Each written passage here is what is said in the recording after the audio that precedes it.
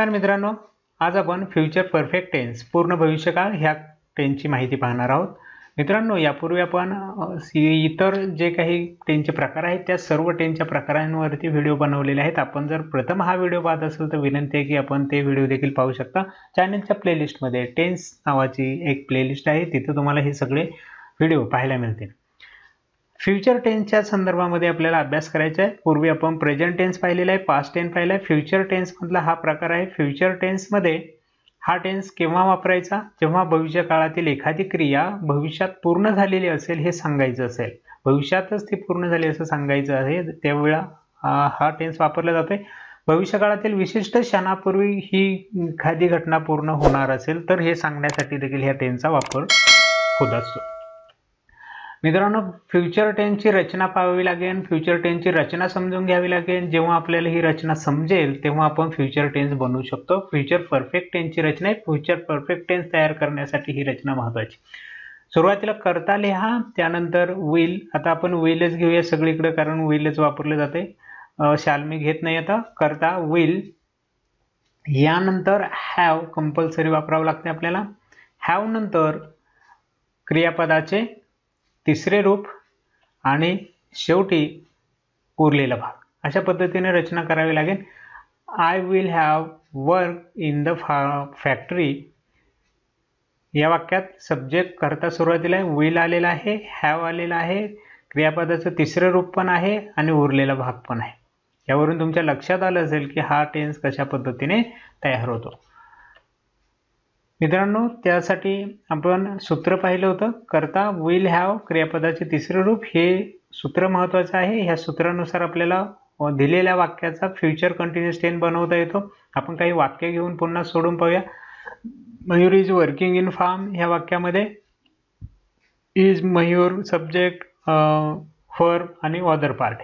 मयूर घेतला आपण सब्जेक्ट सुरुवातीला, विल कंपल्सरी घ्यायचं, हॅव कंपल्सरी घ्यायचं, वर्कचं क्रियापदाचं तिसरं रूप वर्कड आहे आणि उरलेला भाग तसाच आपण लिहिलेला आहे। ठीक आहे। यानंतर सेकंड आहे मदर कुक स्पेल, या वाक्यामध्ये सब्जेक्ट आहे, वर्ब आहे, ऑब्जेक्ट आहे। सब्जेक्ट लिहिला, विल हॅव कंपल्सरी लिहायचं, कुकचं कुकचं तिसरं रूप होईल आणि वेल लिहिल। त्यानंतर दुसरं वाक्य पाहूया पुढचं, द पिवन विल रिंग द बेल, ह्या वाक्यात helping verb, subject, verb, object.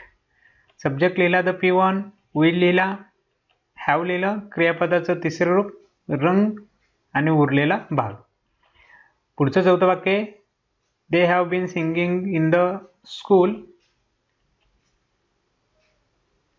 Helping verb, subject, verb, object.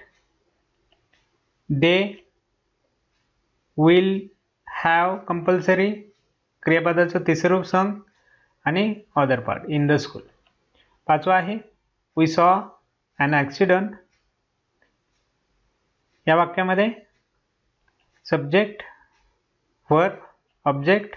Subject लिहिला, विल बी, विल हॅव लिहायचे कंपल्सरी, तिसरं रूप seen an accident, will have seen an accident, अशा पद्धतीने वाक्य होते। प्रत्येक वाक्यामध्ये आपण पाहिलं आधीची रचना वेगळी होती, आता आपण फ्युचर टेन्सच्या पद्धतीने रचना केलेली आहे। ठीक आहे मित्रांनो, फ्युचर कंटिन्युअस टेन्स आता चालू भविष्यकाळ आपल्या लक्षात आला असेल। ह्या ठिकाणी आपण थोडक्यात मित्रांनो फ्युचर परफेक्ट टेन्स तयार करत असताना करता विल आणि हॅव हे कंपल्सरी वापरावं लागतं। करत्यानंतर विल हॅवचा वापर करावा लागतो आणि जे क्रियापद आपण वाक्यात वापरणार आहोत त्या क्रियापदाचं तिसरं रूप वापरावं लागतं। म्हणून वाक्य होतात I will have gone, I will have drunk, अशी क्रियापदाची सगळी तिसरी रूपं ह्या ठिकाणी आपल्याला वापरावी लागतात। सगळ्या ठिकाणी आपण क्रियापदाच्या तिसऱ्या रूपांचा वापर केलेला आहे।